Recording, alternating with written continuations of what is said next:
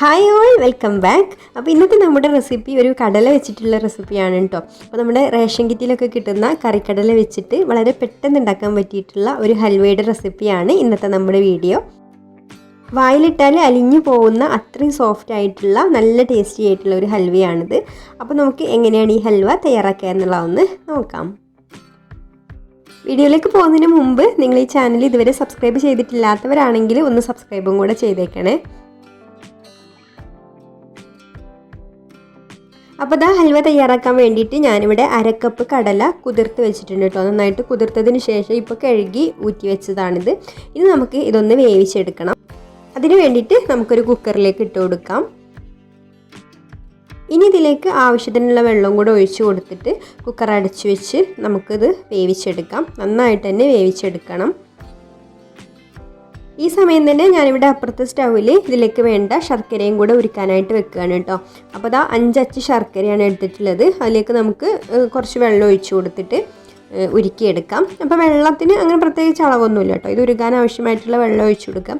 നമ്മൾ ഹൽവ ആകുമ്പോൾ കുറച്ച് വെള്ളം വേണം, എന്നിട്ട് പിന്നെ അത് തിളപ്പിച്ച് വറ്റിച്ചെടുക്കുകയല്ലേ ചെയ്യാം. അപ്പോൾ വെള്ളം കുറച്ച് കൂടിപ്പോയാലും കുഴപ്പമൊന്നുമില്ല. അപ്പോൾ നമുക്കിതിലേക്ക് വെള്ളം ഒഴിച്ച് കൊടുത്തിട്ട് ഇതൊന്ന് ഉരുക്കിയെടുക്കാം. കടല ഇവിടെ നന്നായിട്ട് വെന്ത് വന്നിട്ടുണ്ട്. നന്നായിട്ട് തന്നെ വേവിച്ചെടുക്കണം കേട്ടോ. ഇനി ഇത് ചൂടാറിയതിന് ശേഷം നമുക്കിത് മിക്സിയുടെ ജാറിലിട്ടിട്ട് നന്നായിട്ടൊന്ന് അരച്ചെടുക്കണം. നല്ല ഫൈനായിട്ട് തന്നെ ഇതുപോലെ അരച്ചെടുക്കുക. അപ്പോൾ നമ്മൾ കടല വേവിക്കാൻ വെച്ചിട്ടുണ്ടായിരുന്ന വെള്ളം ബാക്കിയുള്ളതും കൂടെ ചേർത്തിട്ടാണ് കേട്ടോ ഞാനിത് അരച്ചെടുത്തിട്ടുള്ളത്. ഇനി നമുക്കിത് അത്യാവശ്യം നല്ല ചുവട് കട്ടിയുള്ള ഒരു പാത്രത്തിലേക്ക് മാറ്റാം. ഞാനിവിടെ നോൺ സ്റ്റിക്കിൻ്റെ ഒരു കടായിയാണ് കേട്ടോ എടുത്തിട്ടുള്ളത്. അപ്പോൾ ഉരുളിയൊക്കെ ഉണ്ടെങ്കിൽ അതെടുത്താലും മതി. അപ്പോൾ ഇത് അടുപ്പത്ത് വെക്കുന്നതിന് മുമ്പായിട്ട് തന്നെ നമുക്കിത് സെറ്റ് ചെയ്യാനുള്ള പാത്രമൊക്കെ ഒന്ന് റെഡിയാക്കി എടുക്കാം. അപ്പോൾ ഞാനിത് ഒരു സ്ക്വയർ ടൈപ്പിലുള്ള ഒരു ചെറിയ കേക്ക് ടിന്നാണ് എടുത്തിട്ടുള്ളത്. അതിൽ ഇതുപോലെ നെയ്യൊന്ന് എല്ലാ ഭാഗത്തും പുരട്ടി കൊടുക്കുന്നുണ്ട്. അപ്പോൾ സെറ്റ് ചെയ്യാനുള്ള പാത്രം അവിടെ റെഡിയാക്കി വെച്ചിട്ടുണ്ട്. ഇനി നമുക്കിതിലേക്ക് നമ്മൾ ഉരുക്കി വെച്ചിട്ടുള്ള ശർക്കര അരിച്ചിട്ട് ഒഴിച്ചു കൊടുക്കാം. ഇപ്പോൾ ഫ്ലെയിം ഓൺ ആക്കിയിട്ടില്ല കേട്ടോ. ഇനി ഇത് നന്നായിട്ട് മിക്സ് ചെയ്തെടുത്തതിന് ശേഷം വേണം, ഇത് ശർക്കരയും കടലയും കൂടെ നന്നായിട്ടൊന്ന് യോജിച്ച് കിട്ടിയതിന് ശേഷം മാത്രമാണ് കേട്ടോ ഫ്ലെയിം ഓൺ ആക്കാൻ. അപ്പോൾ ആദ്യം നമുക്കിതൊന്ന് യോജിപ്പിച്ചെടുക്കാം.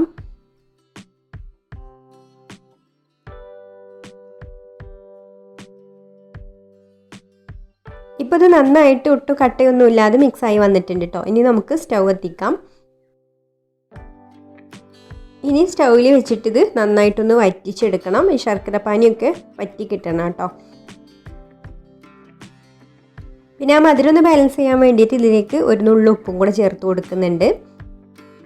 ഇനി അടിയിലൊന്നും പിടിക്കാതെ ഇത് നന്നായിട്ട് ഇളക്കിക്കൊണ്ടിരിക്കുക.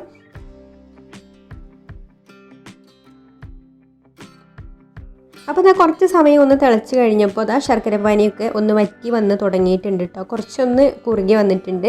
അപ്പോൾ ഈ ഒരു സമയത്ത് ഇതിൽ നിന്ന് ഇങ്ങനെ തുള്ളി തുള്ളിയായിട്ട് തെറിക്കൂട്ടോ. അപ്പോൾ നമ്മൾ കുറച്ചൊരു വിട്ട് നിന്നിട്ട് വേണം ഇതൊന്ന് ഇളക്കി കൊടുക്കാൻ, അല്ലെങ്കിൽ നമ്മൾ കയ്യുമ്മലൊക്കെ ഇത് തെറിച്ചിട്ട് പൊള്ളി പോവും. അപ്പോൾ അത് ശ്രദ്ധിക്കണം കേട്ടോ.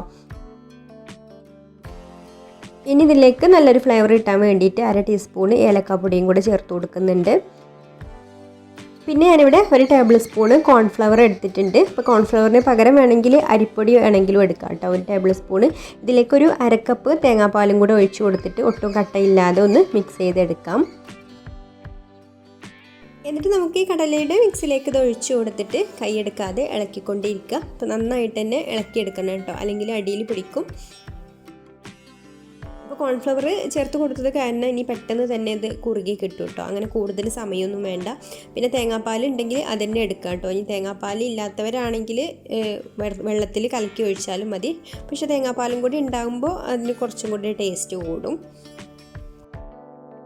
ഇപ്പോൾ ഏകദേശം വെള്ളമൊക്കെ വറ്റി വന്ന് തുടങ്ങിയിട്ടുണ്ട് കേട്ടോ. ഇനി നമുക്കിതിലേക്ക് ഒരു 2 ടീസ്പൂണ് നെയ്യ് ഒഴിച്ച് കൊടുക്കാം. അപ്പോൾ ഇതുവരെ നമ്മൾ ഇതിലേക്ക് നെയ്യൊന്നും ചേർത്ത് കൊടുത്തിട്ടില്ല കേട്ടോ. അപ്പോൾ വെള്ളമൊക്കെ വറ്റി കുറുകി വരാൻ തുടങ്ങുമ്പോഴാണ് നമ്മൾ നെയ്യ് ചേർത്ത് കൊടുക്കേണ്ടത്. എന്നിട്ട് ഹൈ ഫ്ലെയിമിലിട്ടിട്ട് തന്നെ നന്നായിട്ട് ഇതൊന്ന് കുറുക്കിയെടുക്കാം.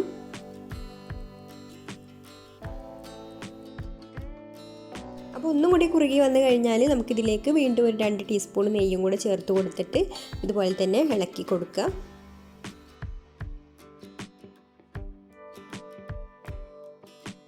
ഇപ്പോൾ നമ്മുടെ ഹൽവ ഇവിടെ റെഡിയായി തുടങ്ങിയിട്ടുണ്ട്. ഇതാ ചട്ടിയിൽ നിന്നൊക്കെ ഏകദേശം ഒന്ന് വിട്ട് വരുന്ന ആ ഒരു പാകത്തിലെത്തിയിട്ടുണ്ട് കേട്ടോ.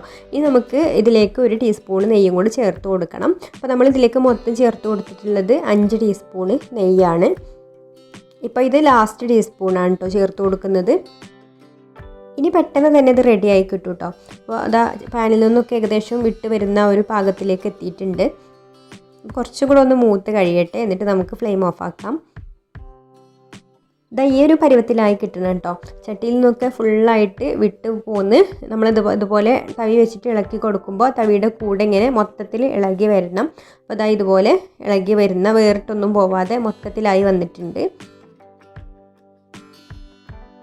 ഇത്രയും മതി കേട്ടോ. ഇനി നമുക്ക് ഫ്ലെയിം ഓഫ് ആക്കാം. ഇനി നമുക്കിത് ചൂടാറുന്നതിന് മുമ്പായിട്ട് തന്നെ പെട്ടെന്ന് സെറ്റ് ചെയ്ത് വെക്കാം. അപ്പോൾ നമ്മൾ നേരത്തെ നെയ്മയം പുരട്ടി വെച്ചിരിക്കുന്ന ആ ഒരു പാത്രത്തിലേക്ക് ഇത് മുഴുവനായിട്ട് ഒഴിച്ചു കൊടുക്കാം. ഇനി നെയ്യുള്ള ഒരു സ്പൂൺ വെച്ചിട്ട് ഇതിൻ്റെ മുകൾ ഭാഗം ഒന്ന് ലെവൽ ചെയ്ത് കൊടുക്കുക. ഇനി ഇത് നന്നായിട്ട് ചൂടാറിയിട്ടൊന്ന് വരട്ടെ കേട്ടോ. നന്നായിട്ട് തണുത്തതിന് ശേഷം മാത്രമേ ഉള്ളൂ ഇത് ഡിമോൾട്ട് ചെയ്യാൻ പാടുള്ളൂ. ഇപ്പോൾ ദാ നമ്മുടെ ഹൽവ ഇവിടെ നന്നായിട്ട് സെറ്റായി വന്നിട്ടുണ്ട്. ഇനി നമുക്കിതൊരു പ്ലേറ്റിലേക്ക് മാറ്റാം. അപ്പോൾ ദാ ഹൽവ ഇവിടെ നല്ല കറക്റ്റായിട്ട് തന്നെ സെറ്റായി വന്നിട്ടുണ്ട്. ഇനി ഇതിൻ്റെ മുകളിലായിട്ട് കുറച്ചൊരു ഭംഗിക്ക് വേണ്ടിയിട്ട് ഞാനിവിടെ കുറച്ച് വൈറ്റ് എള്ളും കൂടെ ഇട്ട് കൊടുക്കുന്നുണ്ട്. അപ്പോൾ റേഷൻ കിറ്റിൽ കടലൊക്കെ വെച്ചിട്ട് പെട്ടെന്ന് ഉണ്ടാക്കാൻ പറ്റിയിട്ടുള്ള ഒരു റെസിപ്പിയാണിത്. അപ്പോൾ എല്ലാവർക്കും ഈ ഒരു വീഡിയോ ഇഷ്ടമായിട്ടുണ്ടാവും എന്ന് വിചാരിക്കുന്നു. ഇഷ്ടമായിട്ടുണ്ടെങ്കിൽ ഒന്ന് ലൈക്ക് ചെയ്യുക, ഷെയർ ചെയ്യുക, നിങ്ങളുടെ അഭിപ്രായങ്ങളൊക്കെ താഴെ കമൻറ്റ് ചെയ്യുക. പിന്നെ ഈ ചാനൽ സബ്സ്ക്രൈബ് ചെയ്യാത്തവരാണെങ്കിൽ ഒന്ന് സബ്സ്ക്രൈബ് കൂടെ ചെയ്ത് സപ്പോർട്ട് ചെയ്യണേ. അപ്പോൾ ഇനി മറ്റൊരു നല്ല റെസിപ്പിയുമായിട്ട് അടുത്ത വീഡിയോയിൽ കാണാം. താങ്ക്